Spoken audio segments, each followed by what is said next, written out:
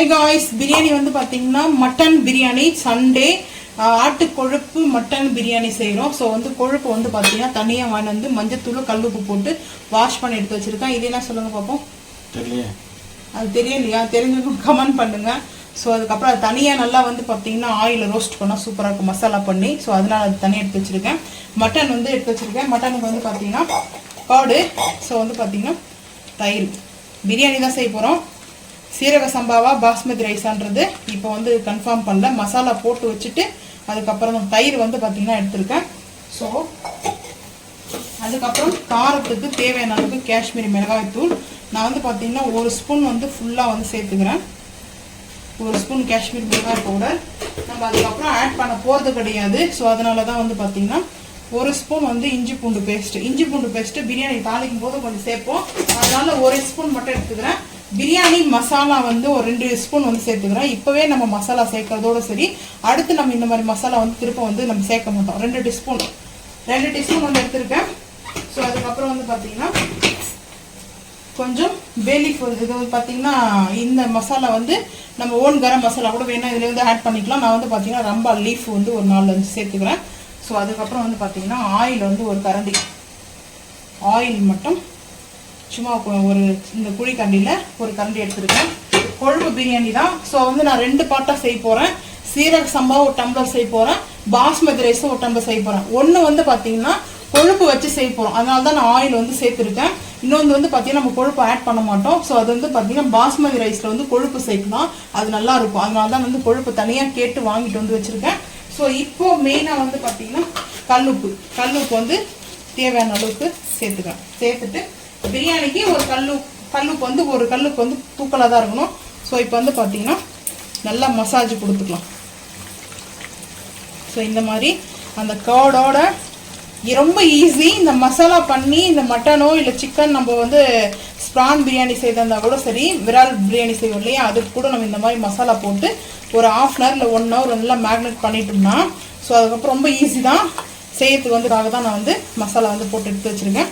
So இது நல்லா வந்து அப்செட் ஆகட்டும், அதுக்கப்புறம் பார்த்துக்கலாம். சீரக பாஸ்மதி ரைஸ் வந்து பார்த்தீங்கன்னா 1.5 கப் எப்பவும் வந்து மெஷர்மெண்ட் 1.5 தான் வந்து எடுப்பேன். ஸோ அதே மாதிரி மெஷர்மெண்ட் வந்து பார்த்தீங்கன்னா 1.5 கப் வந்து எடுத்துக்கிறேன்.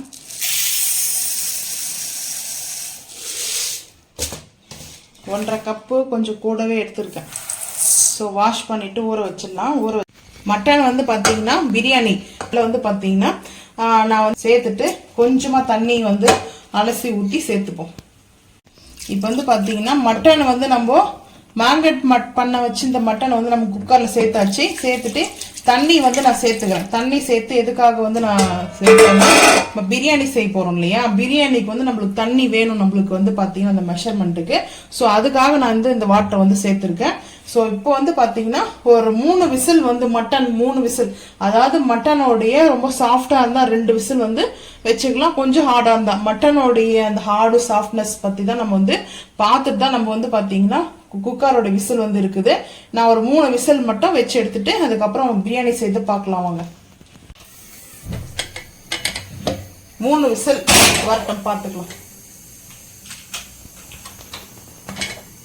ஆன் பண்ணியாச்சு. குக்கர் வந்து ஹீட் ஆயிடுச்சு. மிஸ்டர் கோல்டு ஆயில் வந்து சேர்த்துக்கிறேன்.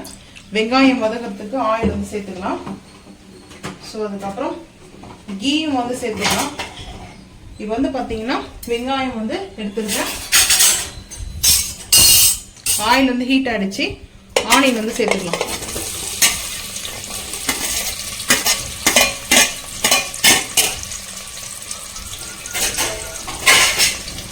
சேர்த்துட்டு ரம்பா லீஃபும் வந்து பார்த்தீங்கன்னா நம்ம சேர்த்துக்கலாம். சேர்த்துட்டு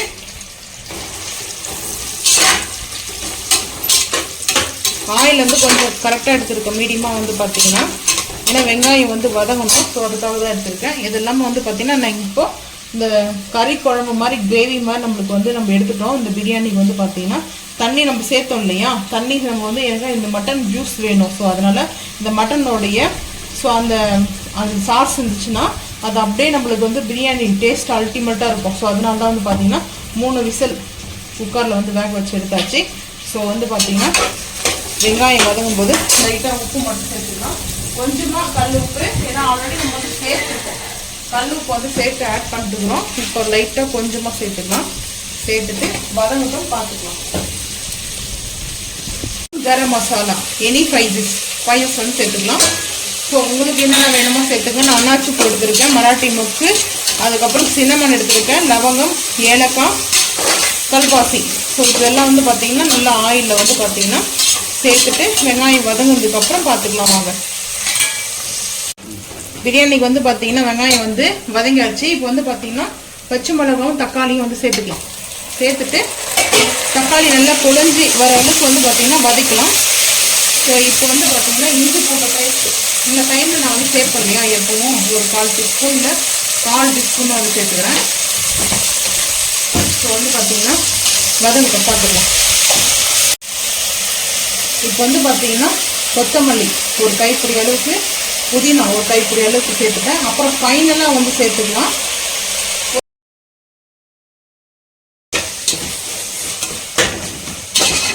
தக்காளி நல்லா வந்து மசிற அளவுக்கு வந்து பார்த்திங்கன்னா குக் ஆகிடுச்சு. போன வீக் மட்டன் பிரியாணி செஞ்சுருந்தேன், எப்படி இருந்தது? ஏன்னா இந்த வீக் வந்து பார்த்தீங்கன்னா 4 o'clock கரெக்டாக 5 மணி ஆகிடும். ஈவினிங் பிரியாணி வந்து பார்த்தீங்கன்னா ஈவினிங் மட்டன் பிரியாணி இப்போ தான் பேர் மாற்றினேன். ஸோ வந்து பார்த்தீங்கன்னா மட்டன் குக் பண்ணது சேர்த்துக்கிறேன். சேர்த்தாச்சு. குக் பண்ண மட்டன் சேர்த்துட்டு இப்போது ஒரு 2 நிமிஷம் நல்லா அந்த மசாலா இப்போ நம்ம சேர்த்துருக்குற ஆட் பண்ண மசாலாவோட 2 நிமிஷம் அதுக்குள்ளே அரிசி வந்து ஃபில்டர் பண்ணிட்டு வந்துடுறேன். அரிசி சேர்க்கும் போது தான் ஃபில்டர் பண்ணணும். ஸோ அதனால் வந்து பார்த்திங்கன்னா ரைஸ் வந்து இப்போ பாஸ்மதி ரைஸ் வந்து சேர்த்துக்கலாம். ஃபில்டர் பண்ணிட்டு வந்துடுறேன். இப்போ வந்து பார்த்திங்கன்னா அந்த வாளியிலே எடுத்துருக்கேன். இது வந்து பார்த்திங்கன்னா நம்ம தண்ணி சேர்த்து வந்து குக் பண்ணது. இன்னும் இதுக்கு மேலே நம்ம தண்ணி வேணும்னா ஆட் பண்ணிக்கலாம். ஸோ இப்போ அந்த மசாலா இப்போ வந்து பார்த்திங்கன்னா இன்னும் ஒரு 3/4 கப்பு மசாலா வந்து வாட்டர் வந்து சேர்க்கணும். ஸோ அதனால் இது ஆட் பண்ணிக்கலாம்.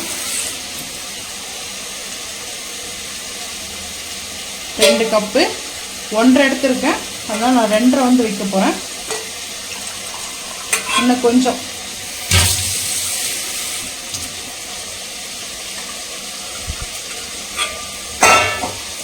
ரெண்டரை கப்பு எடுத்துருக்கேன். ஸோ அப்படியே இப்போ வந்து பாருங்கள்.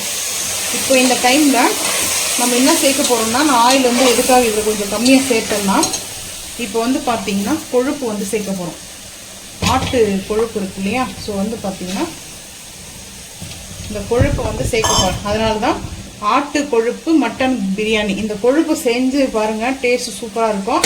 நம்ம இன்றைக்கி வந்து பார்த்திங்கன்னா கீ எதுவுமே ஆட் பண்ண போகிறது கிடையாது. ஏன்னா இதில் வந்து ஆயில் அப்படி வருங்க பார்த்திங்கன்னா. ஸோ ஆல்ரெடி நம்ம இதில் கொஞ்சம் ஆயில் சேர்த்துருக்கோம்.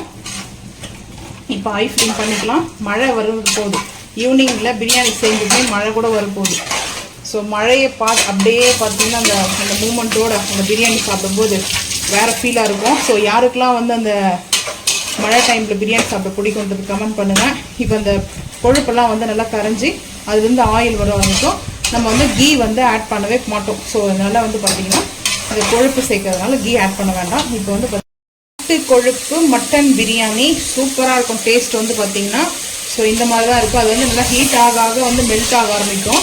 ஸோ இந்த டைமில் வந்து பார்த்திங்கன்னா ஒரு லெமன் கட் பண்ணி ஜூஸ் எடுத்துருக்கேன், அதை சேர்த்துக்கிறேன். ஆட் பண்ணியாச்சு. ஸோ வந்து கர்ட் போட்டிருக்கீங்களே, லெமன் போடலாமா? போடலாம், ஆனால் வந்து லிமிட்டாக. ஸோ அந்த அளவுக்கு லிமிட் பண்ணிக்கலாம். ஸோ அதுக்கப்புறம் வந்து பார்த்திங்கன்னா இப்போ ரைஸை வந்து சேர்த்துக்கிறேன். ரைஸ் பாஸ்மதி ரைஸ் சேர்த்தாச்சு.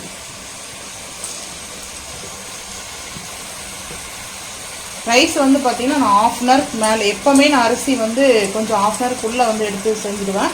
இன்றைக்கி வந்து பார்த்திங்கன்னா 2 hours ஆகிடுச்சு. பாஸ்மதி ரைஸ் எப்படி வருதுன்னு பார்க்கலாம்.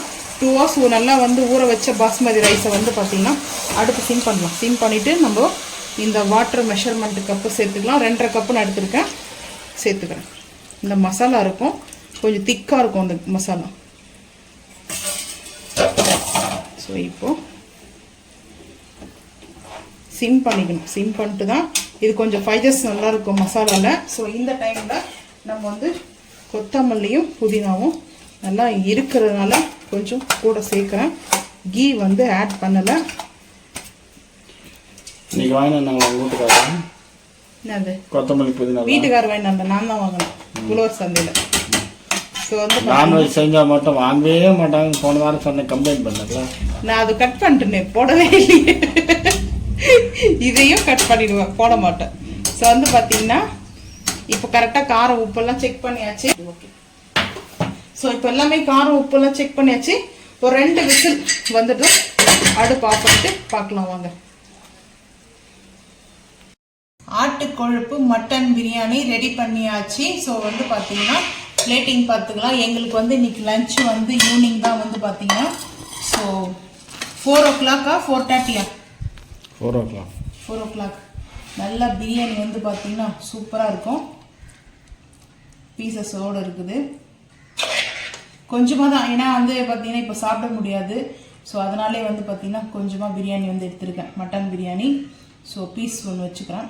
பீஸ் ஆல்ரெடி இருக்குது. ஸோ அதுக்கப்புறம் மட்டன் லிவரு, அந்த ஒரு கொழுப்பு இதெல்லாம் வந்து பார்த்தீங்கன்னா மட்டன் பீஸும் போட்டிருக்கேன். சுக்கா, ஸோ சுக்கா வந்து செஞ்சுருக்கேன். அதுக்கப்புறம் ராய்த்தா வந்து பார்த்தீங்கன்னா கொஞ்சமாக ராய்த்தா வந்து வச்சு சாப்பிட்லாம், நல்லாயிருக்கும்.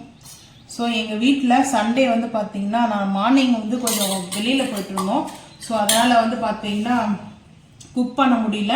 மார்னிங் வந்து பார்த்தீங்கன்னா ஒரு ஃபங்க்ஷன் ஒன்று, வளங்காப்பு ஃபங்க்ஷனு. ஸோ அதுக்கு போயிட்டு வந்து பார்த்தீங்கன்னா சாப்பிடல. ஸோ பிரியாணி செய்கிறமே சொல்லிட்டு வந்துட்டு செம வெயில் வந்து பார்த்தீங்கன்னா. ஸோ அதனால வந்து பார்த்தீங்கன்னா இப்போ ஒரு 4 o'clock தான் நம்ம வந்து சாப்பிட்றோம். ஈவினிங் வந்து பார்த்தீங்கன்னா மார்னிங் ஜூஸ் மட்டும் தான் குடித்தோம். ஸோ அது இப்போ வந்து பார்த்தீங்கன்னா பிரியாணி. உங்கள் வீட்டில் காலையிலேருந்து சாப்பிட்டீங்களா இல்லை மத்தியானம் பிரியாணி சாப்பிட்டீங்களான்றது மறக்காமல் வந்து கமெண்ட் பண்ணுங்கள். சண்டே எங்கள் வீட்டில் இன்னைக்கு வந்து மட்டன் பிரியாணி, நான்வெஜ் தான் ஸ்பெஷல். உங்கள் வீட்டில் மட்டன் வந்து பார்த்தீங்கன்னா நல்லா நம்மளுக்கு இந்த மாதிரி ஜூஸியாக வந்து மட்டன் பிச்சு எடுத்தோன்னா இந்த மாதிரி இருக்குது. அதுக்கப்புறம் வந்து பார்த்தீங்கன்னா கொழுப்பு, இதுதான் வந்து பார்த்தீங்கன்னா அந்த கொழுப்பு வந்து அப்படியே இருக்கும். அந்த ஹீட்லேயே நம்ம வந்து சாப்பிடணும். இல்லைன்னா வந்து பார்த்தீங்கன்னா அது ஆறிச்சுன்னா சாப்பிட்றதுக்கு கொஞ்சம் வர மாதிரி இருக்கும். ஸோ வந்து பார்த்தீங்கன்னா நம்மளுக்கு அந்த சீஸ் மாதிரி வந்து கம் மாதிரி ஆகிடும்.